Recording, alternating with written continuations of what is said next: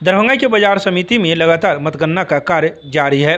तो वहीं दरभंगा शहरी से भाजपा के उम्मीदवार संजय सरावगी 5वें राउंड में 4,648 वोट से आगे चल रहे हैं। तो वहीं वीआईपी उम्मीदवार उमेश सहनी को 5वें राउंड में कुल मत 15,112 आए हैं। इसके अलावा दरभंगा ग्रामीण से ललित यादव जो आरजेडी के प्रत्याशी हैं वे आगे चल रहे हैं।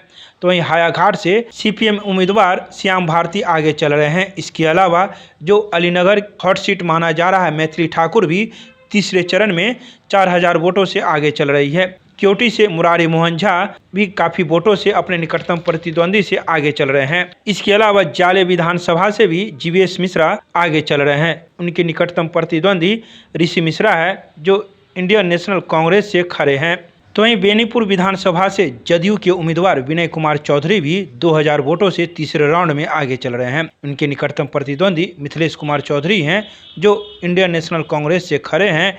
वे तीसरे राउंड में 8,207 मत प्राप्त किए हैं।